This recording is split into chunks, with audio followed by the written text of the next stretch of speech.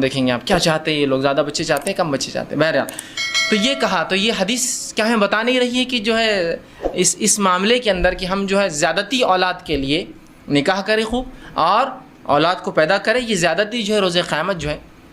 رسول اکرم صلی اللہ علیہ وسلم کی فخر کا باعث, اور میں سمجھتا ہوں نبی کے فخر کی باعث کوئی چیز بنے اس سے بڑی کوئی بات نہیں ہو سکتی. مجبوریاں ایک الگ چیز ہے, حالات ایک الگ چیز ہے, صحت ایک الگ بات ہے. پھر اللہ کے تعالیٰ جو ہے کسی کو صحت حالات مجبور کر دے وہ الگ بات ہے کہ عام حالت میں آپ جو ہے اس کو زیادتی کو بہرحال پسند کریں. آئیے آگے. ٹھیک, تو یہ وضاحت میں نے بہرحال آپ کے سامنے کر دی. اب آئیے کچھ باتیں اب ہم سیکھتے ہیں. تو میں نے اس عنوان کو اس طرح سے باندھا ہے کہ آداب مباشرت کے اندر شروع کہاں سے ہوتا ہے, تو ظاہر سی بات ہے نکاح سے ہوتا ہے. پہلی بار انسان مباشرت, ہم بستری, سیکس کب کرتا ہے؟ جب اس کی شادی ہوتی ہے. تو میں نے عنوان کو ایسا باندھا کہ شادی کا دن, ٹھیک, شادی کی رات, اور اس کے بعد عام لوگوں کے لیے. ٹھیک, پہلے مخصوص پہلی بار جب انسان یہ عمل کرتا ہے اس کو میں نے لیا. جب ایک بار عمل کے بعد جو بار بار کرتا ہے اس کو سیکنڈ اس میں نے باندھا. تو کچھ حصے میرے عنوان کے شروعاتی ایسے ہوں گے جو صرف میاں بیوی کے لیے مطلب فرسٹ ٹائم نکاح سے متعلق ہے, اور کچھ باتیں ایسی ہوں گی جو پھر کامن ہوں گی. جیسا کہ انسان پہلی بار مباشرت شادی کی بات کرتا ہے, اس کے بعد کامن ہو جاتا ہے, اس کے بعد اس کی بیوی ہے یا بیویاں ہیں ان کے ساتھ رہتا ہے. تو میں نے اسی انداز میں اس کو باندھا. اور اس کے بعد کچھ غلط فہمیاں بھی جو آئیں گی بیچ بیچ میں انشاءاللہ ایک عنوان سے ایک وضاحت بول کر غلط فہمیوں کا ازالہ کرتا ہوا چلوں گا. جو جس کو کہتے ہیں مطلب سوالات ہوتے ہیں, مس کنسیپشنس ہوتے ہیں, یا جس کو کہیں گے مس نوماز ہوتے ہیں. لوگ مختلف چیزوں کو مختلف نام دے کے مختلف بہانے اور مختلف باتیں کرتے ہیں, تو ان کو میں کلیئریفیکیشن انشاءاللہ عزیز بیچ میں کرتا جاؤں گا. سب سے پہلی چیز, جب انسان نکاح کرے تو اپنی بیوی کے ساتھ الفت اور محبت کا معاملہ رکھے, اور جب اس کا نکاح ہو تو پہلی رات یا جب پہلی بار ملے اس کو کچھ تحفہ یا کچھ کھانے کی چیز دے. یہ سنت سے ثابت ہے, یاد رکھیں. نبی اکرم صلی اللہ علیہ وسلم کے تعلق سے آتا ہے, مسند احمد کی روایت ہے, اور اسماء بنت یزید جو ہے رضی اللہ عنہا اس کی راوی ہے. وہ کہتی ہیں اور فرماتی ہے کہ نبی اکرم صلی اللہ علیہ وسلم کا جب نکاح ہوا تو حضرت عائشہ رضی اللہ عنہا کو میں نے ہی تیار کیا, میں نے ہی آپ کو سجایا, میں نے ہی آپ کو تیار کیا. جب میں نے آپ کو تیار کیا اور اس کے بعد یہ کہلوا بھیجا نبی اکرم صلی اللہ علیہ وسلم کو کہ عائشہ تیار ہے, نبی اکرم صلی اللہ علیہ وسلم ان کے پاس آئے. آپ کو ایک دودھ کا پیالہ دیا گیا. رسول اکرم صلی اللہ علیہ وسلم نے اس دودھ کے پیالے سے دودھ پیا اور پھر اس پیالے کو عائشہ کی طرف بڑھا دیا رضی اللہ عنہا. عائشہ نے وہ فرماتی کہ تھوڑا ان کو شرم آئی, جھجک محسوس ہوئی, تو آپ نے انکار کر دیا. اسماء کہتی ہے کہ میں نے غصہ کیا اور انہیں ڈانٹا اور کہا رسول اللہ دے رہے ہیں نا, پھر تم کیوں نہیں لے رہی ہو؟ تو انہوں نے اس کو لیا اور تھوڑا سا پی لیا. اس کے بعد رسول اکرم صلی اللہ علیہ وسلم نے فرمایا تم لوگ بھی پیو, اور بھی عورتیں بیٹھی تھی چونکہ عائشہ رضی اللہ عورتوں میں تھی اور ظاہر سی بات ہے وہ عورتیں پردے میں تھی. تو کہا تم عورتیں بھی پیو. ٹھیک ہے. تو انہوں نے کہا اللہ کے رسول صلی اللہ علیہ وسلم آپ پہلے پی لے زیادہ بہتر ہوگا. پھر رسول اللہ نے دوسری بار پھر پیا. اس کو پی کر جو آپ نے پھر عورت جو اسماء رضی اللہ عنہا کو دیا. وہ کہتی ہے کہ میں نے وہ گلاس لیا اور اس کو میں پلٹانے لگی, گھمانے لگی, تاکہ میں بھی وہیں ہونٹ لگاؤں جہاں رسول اکرم صلی اللہ علیہ وسلم نے ہونٹ لگایا تھا. اس سے پتہ چلا کہ صحابہ کے ساتھ ساتھ صحابیات بھی کتنا محبت رسول اکرم صلی اللہ علیہ وسلم سے کرتی تھی. یہ محبت کا تقاضا ہے, جس سے آپ محبت کرتے ہیں اس کی ہر چیز کو آپ پسند کریں. جہاں سے آپ نے پیا وہاں سے پینا پسند. تو وہ کہتی ہے میں خاموشی سے لوگ نہ دیکھے گھما رہی تھی تاکہ وہاں سے پیوں جہاں سے رسول اکرم صلی اللہ علیہ وسلم نے پیا. اس کے بعد جب میں پی چکی تو رسول اللہ نے دوسری عورتوں سے کہا تم بھی پی لو. عورتوں نے شرما کر کہا کہ اللہ کے رسول نہیں تعالیٰ. آپ نے کہا کہ دیکھو دو چیزیں ایک ساتھ نہیں ہو سکتی, بھوک اور جھوٹ. پی لو. مطلب کیوں شرما رہی ہو, پی لو. تم کو بھوک ہے میں جانتا ہوں, لیکن تم جھوٹ بول رہی ہو تکلف میں کہ نہیں ہم نے پی لیا. کہا پی لو, اور پھر نو عورتوں نے بھی پی لیا. سمجھ رہے آپ؟ تو یہاں رسول اکرم صلی اللہ علیہ وسلم پہلی بار اپنی بیوی سے ملے عائشہ رضی اللہ عنہا, تو آپ نے کچھ دیا, مطلب کھانے پینے کی چیز. اور یہ بھی رحمت کا ایک حصہ کہ انسان کچھ کھلا پلا. بہت سے لوگ کنجوس ہوتے ہیں, کچھ کھلاتے پلاتے نہیں کسی کو, نہ اپنی بیوی کو, نہ بچوں کو, نہ کسی کو. تو بہرحال بیوی سے جب پہلی بار ملے تو کچھ کھانے پینے کا دے. کچھ بھی ہو سکتا ہے آج کے دور کے اندر, آپ مٹھائی لے جا سکتے ہیں, اینی تھنگ, مطلب کچھ بھی ہو سکتا ہے جو محبت اور الفت بڑھانے کے لیے. اور کھانا پینا ایک ایسی چیز ہوتی ہے جس کے کرنے سے لوگوں میں آپ کی طرف محبت مائل ہوتی ہے. آپ دیکھیے کسی کو آپ بلانا چاہتے ہیں, کسی سے کچھ کام کروانا چاہتے ہیں تو کیا کرتے ہیں, چلو ڈھابے پر, چلو کھانے پر. سر گھر پہ کب آ رہے ہیں آپ کھانے کی, تو پروموشن چاہیے آپ کو. ٹھیک, تو بہرحال کھانا ایک وہ ہے. تو یہاں شریعت نے کہا بیوی سے بھی الفت محبت کرو. تو پہلی بار جب آپ بیوی سے ملے تو چونکہ ہم بستری شروع ہوتی ہے اسی عمل کے بعد, اس لیے میں اس کو بھی رکھ رہا ہوں. تو کھلائے پلائے کچھ دے, اور یہ کچھ بھی ہو سکتا ہے. آپ کے علاقے, سماج, ماحول کے اعتبار سے چیزیں XYZ بدل سکتی ہیں. ٹھیک ہے, بہرحال تو کچھ نہ کچھ کرے. دوسری چیز, جب بیوی سے پہلی بار خلوت مطلب علیحدگی میں جہاں کوئی آپ کو نہ دیکھ رہا ہو, جب خلوت میں ملاقات ہو, تو آپ صلی اللہ علیہ وسلم نے فرمایا کہ جب خلوت میں بیوی سے پہلی بار ملے, اور یہ عمل ایک بار کے لیے ہے صرف جو اب میں عمل بیان کر رہا ہوں, تو آپ نے فرمایا کہ جب ملے تو اس بسم اللہ کہے, اللہ کا نام لے, اور بیوی کا جو سر کا سامنے کا حصہ ہوتا ہے بالوں کا, ٹھیک, اس کو اپنے سیدھے ہاتھ سے پکڑے، ٹھیک، سیدھے ہاتھ سے پکڑے، سامنے کا سر کا جو بالوں کا حصہ ہوتا ہے ان بالوں کو سیدھے ہاتھ سے پکڑے، ٹھیک ہے، لیکن تکلیف دینی مطلب پکڑنا، آپ ظاہر سی بات اگر جمے ہیں تو ہاتھ رکھیں، کھلے ہیں تو پکڑنا اچھی بات ہے، آپ لوگوں کی حدیث میں آتا ہے آپ نے پکڑا اس کو، ٹھیک، یہ آپ کھول بھی سکتے ہیں، اس میں کیا مسئلہ، بہرحال تو اس کو پکڑے اور پکڑنے کے بعد اللہ کا نام لے اور ایک دعا کرے جو کہ نبی اکرم صلی اللہ علیہ وسلم نے اس دعا جو ابو داؤد اور ابن ماجہ کی روایت ہے یہ دعا کرے، اور یہ دعا صرف ایک بار کرنا ہے آپ کو جب آپ خلوت میں پہلی بار اپنی بیوی سے ملیں گے، ہم بستری سے پہلے یاد رکھیں، اور یہ دعا کرے اللہم انی اسألک من خیرہا و خیر ما جبلتہا علیہ، اے اللہ میں تجھ سے اس کے خیر کا سوال کرتا ہوں اور جس خیر پر تو نے اسے پیدا کیا اس خیر کا سوال کرتا ہوں، اور پھر فرمایا علیہ واعوذ بک من شرہا وشر ما جبلتہا علیہ، اور میں پناہ مانگتا ہوں تجھ سے اس کے شر سے، اور میں پناہ مانگتا ہوں تجھ سے اس کے شر سے اور اس شر سے جس پر تو نے اس کو پیدا کیا ہے، ٹھیک ہے۔ تو بہرحال یہ ایک بار دعا کرنا ہے آپ کو، دیکھیے دعا کتنی دیکھیے اہم اور کتنی اچھی ہے کہ اللہ میں سوال کرتا ہوں تجھ سے اس کی خیر کا، اس خیر کا جس پہ تو نے اسے پیدا کیا ہے، اور اس خیر کا جسے پیدا کیا، اور تجھ سے پناہ مانگتا ہوں اس کے شر سے اور جس شر پہ تو نے اس کو پیدا کیا ہے، یہ پہلی بار آپ کریں گے۔ اس کے بعد اب جب ہم بستری کا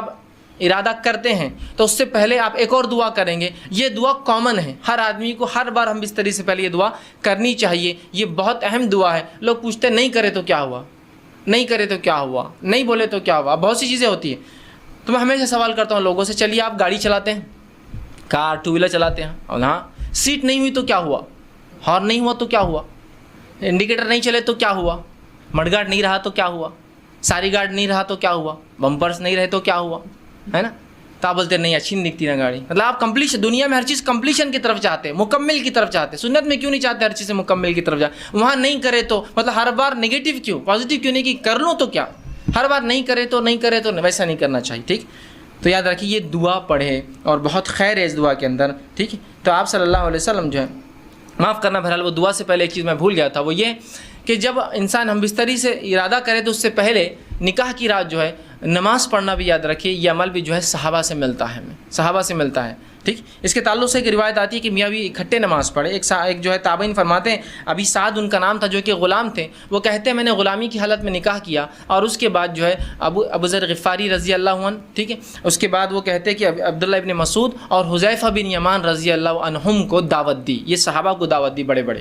یہ میرے پاس میری دعوت ولیمہ میں جو ہے دعوت میں نے دی نکاح کی، وہ میرے پاس آئے، جب میرے پاس آئے تو انہوں نے مجھ سے کہا کہ دیکھ جب تو اپنے بیوی سے قریب جانے کا ارادہ کر تو اللہ کا نام لے اور یہ دعا کر جو میں نے پہلے بتائی۔ اس کے بعد کہا کہ پھر تو اس کے ساتھ جو ہے 2 رکعت نماز پڑھ لے، تو آگے کھڑا ہو اور وہ پیچھے، یاد رکھیے مرد اور عورت بازو کھڑے رہ کے نماز نہیں پڑھ، چاہے میاں بیوی کیوں نہ ہو،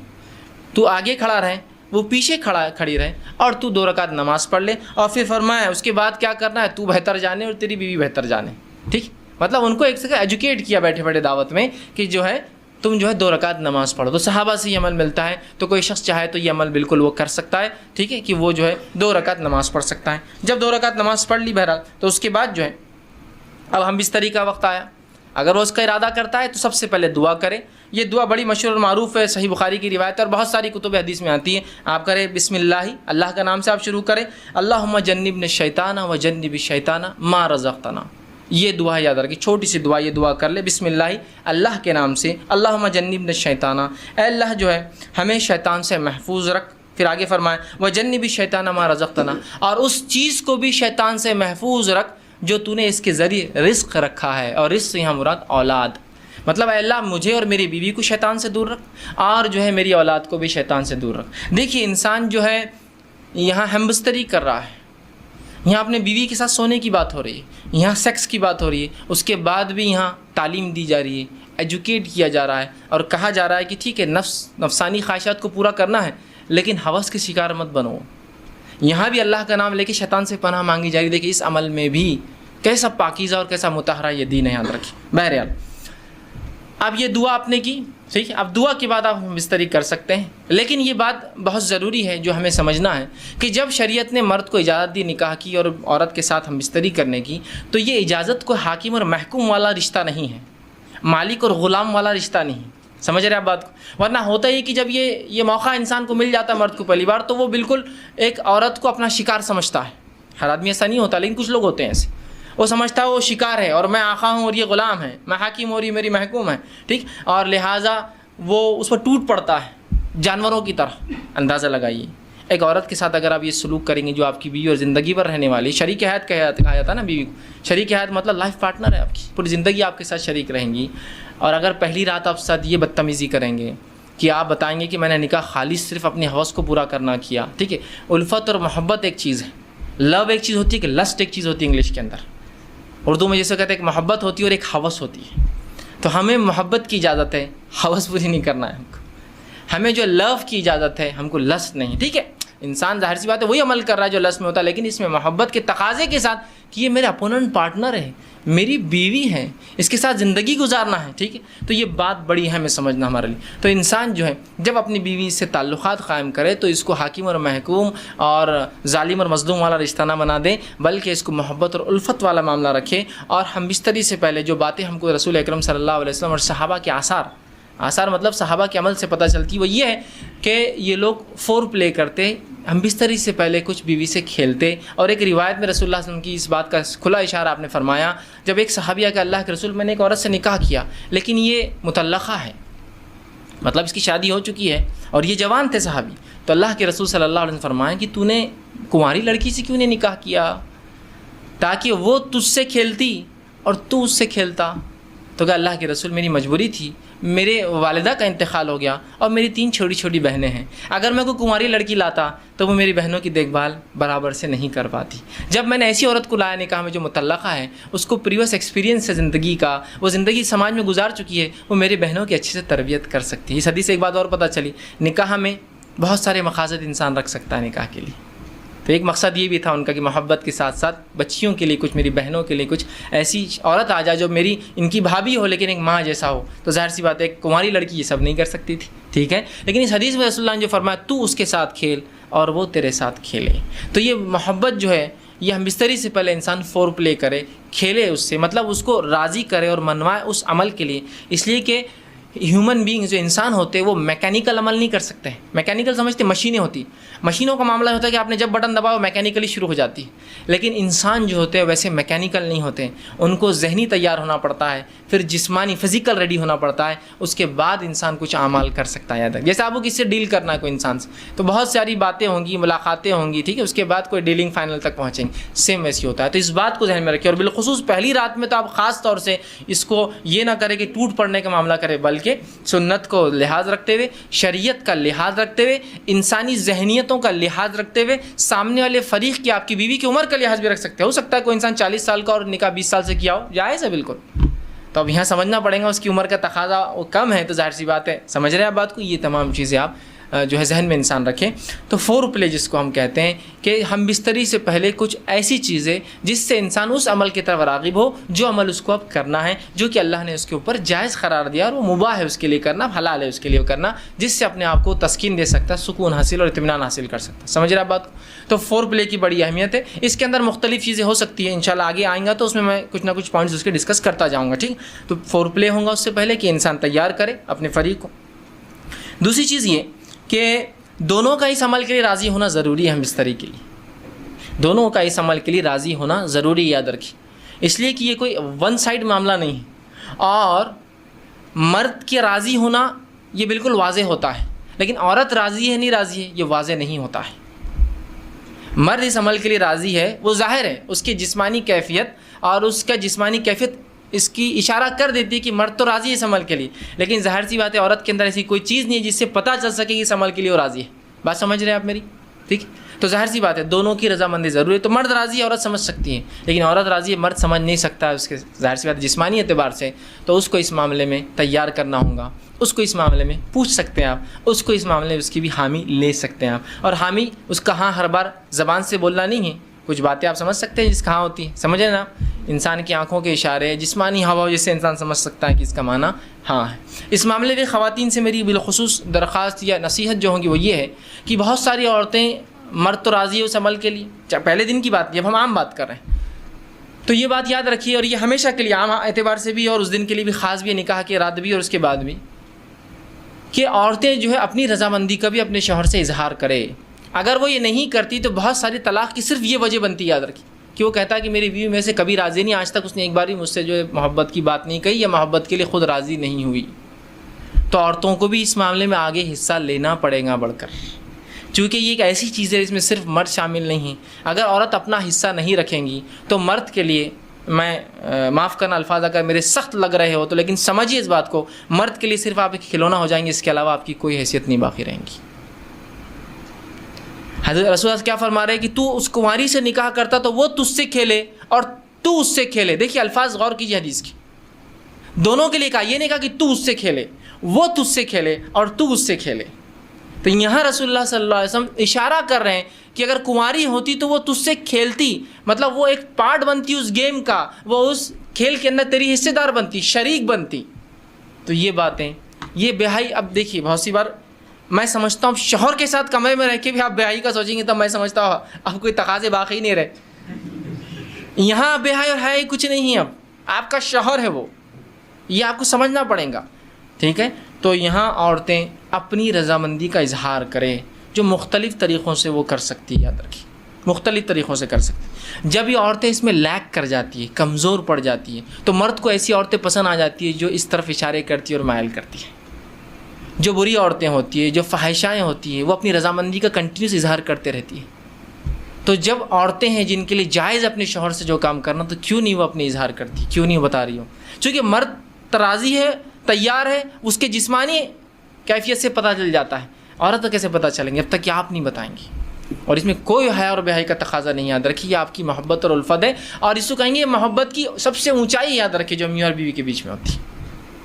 تو آپ بھی اپنی رضامندی کا ضرور جو اپنے شوہر سے اظہار کریں. ٹھیک ہے، ورنہ اکثر طلاقوں کی وجہ یہ بنتی ہے کہ بیوی، شوہر کا دعویٰ ہے کہ بیوی نے آج تک فلاں نہیں کیا، اور پھر وہ الزام لگاتا ہے اس کا سیکس کمزور ہے یا اس کی قوت باہ اس میں نہیں ہے اور فلاں نہیں ہے اور فلاں نہیں ہے. تو وہ سب طرف کیوں جا رہے ہیں؟ شریعت نے آپ کو بتا دیا، رسول اللہ صلی اللہ علیہ وسلم کہہ رہے ہیں. اور ظاہر سی بات ہے ہر چیز کھول کر بیان کرنا ضروری نہیں، کیا اتنا کافی نہیں تو اس سے کھیلے اور وہ تجھ سے کھیلے، اتنا کافی نہیں ہے ہمارے لیے سمجھنا؟ کیا اور وضاحت چاہتے ہیں آپ پوری چیز؟ کیا پورا پکچر دکھانا چاہتے ہیں؟ کیا یہ بتائے تو ہم کو سمجھ میں آئیں گے؟ نہیں، اشارہ کافی ہوتا ہے. اور مومن کے لیے تو اشارے بہت زیادہ کافی ہوتے ہیں. عقل مند کو اشارہ کافی ہوتا ہے. لوگ کہتے ہیں، میں کہتا ہر مومن عقل مند ہوتا ہے اور اس کو اپنے نبی اور شریعت کے ہر اشارے کافی ہو جاتے ہیں، وہ سمجھ جاتا ہے باقی کیا ہے. تو عورتوں کو بھی اشارہ اس حدیث کے اندر. بہرحال آگے بڑھیے.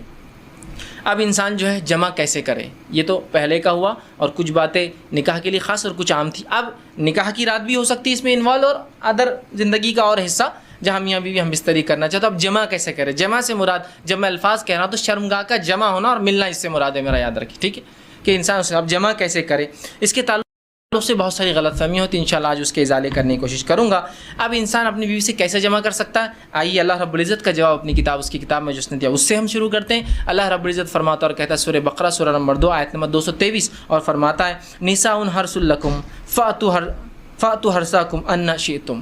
کہ اللہ فرماتا اور کہتا ہے تمہاری عورتیں تمہارے لیے کھیتیاں ہیں، اور تم جس طرح سے چاہو اپنی کھیتیوں میں آؤ. تمہاری عورتیں تمہارے لیے کھیتیاں ہیں.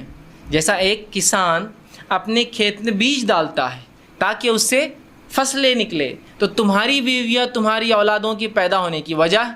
ہے نا، اس کے بغیر کیسا ہوں گے؟ تو تم جو ہے اللہ رب العزت فرما رہا ہے کہ تم جو ہے پھر جہاں سے چاہو وہاں سے اپنے بیویوں میں داخل ہو. ٹھیک، اب اس کے تعلق سے کیا واقعہ آتا ہے اس کے شان نزول میں رکھ دیتا ہوں، تو وہ پہلی بات بالکل انشاءاللہ جو آیت ہے وہ واضح ہو جائیں گے، کلیئر ہو جائیں گے. آئیے، جو ہے صحیح بخاری کی روایت ہے، جابر رضی اللہ عنہ فرماتے اور کہتے ہیں یہودی جو ہے یہ بات کہا کرتے تھے کہ آدمی اگر اپنی بیوی سے شرمگاہ میں اگلے حصے میں جہاں سے اولاد پیدا ہوتی ہے، ٹھیک ہے، وہاں اگر ہم بستری پیچھے سے کھڑے رہ کر کرے، پیچھے ہو کر کرے بیوی کے، سمجھ رہے آپ بات کو، کہ اپنے بیوی سے صحیح جگہ مطلب شرمگاہ کا اگلا حصہ اس میں ہم بستری کرتا ہے جہاں سے اولاد پیدا ہوتی ہے، لیکن پیچھے سے کھڑے رہ کر کرتا ہے، تو اس سے اولاد بھینگی پیدا ہوتی ہے. مطلب آنکھیں اس کی اسکوئن جس کو کہتے ہیں، مطلب آنکھ ڈھلتی ہوئی یا دونوں آنکھ ڈھلتی ہوئی ہوتی ہے نا، بھانگا جس کو عام زبان میں کہتے ہیں. ٹھیک ہے، بھینگا جس کو بولتے ہیں، تو ویسا پیدا ہوتا ہے. جب یہ بات صحابہ تک پہنچی تو صحابہ نے رسول اللہ سے سوال کیا، اللہ کے رسول، یہودی کہتے ہیں کہ ایسا اگر کرنے سے بچہ بھینگا پیدا ہوتا ہے، اسکوئنٹ ہوتی ہے اس کی آنکھیں، ڈھلتی ہوئی ہوتی ہے، خراب ہوتی ہے، دونوں بیچ میں آ جاتی ہے. تو آپ صلی اللہ علیہ وسلم نے اس کے جواب میں اللہ رب العزت نے یہ آیت نازل کی. جب یہ آیت نازل ہوئی تو آپ نے فرمایا اور کہا آگے سے یا پیچھے سے مگر مقام پیدائش میں.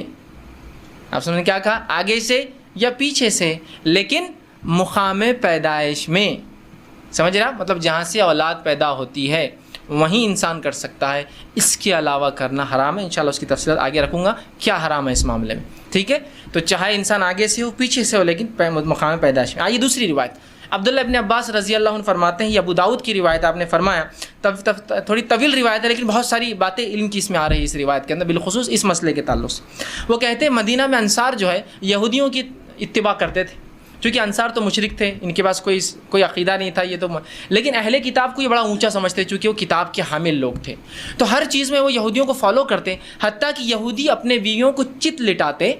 مطلب چہرہ اوپر اور عورت لیٹی ہے اور اس کے بعد ہم بستری کرتے، تاکہ اس سے کیا ہوتا ہے، سطر کے لیے بھی اچھا ہے، انسان جب مرد لیٹ جاتا ہے عورت پہ تو پوری ڈھک بھی جاتی ہے، تو طہارت کے لیے بھی اچھا ہوتا ہے، اور سطر پوشی کے لیے بھی خامہ کا زیادہ سطر کھلتا نہیں ہے، اچھا ہوتا ہے۔ تو یہودی صرف اس پوزیشن کو، اس طریقے کو حلال مانتے تھے۔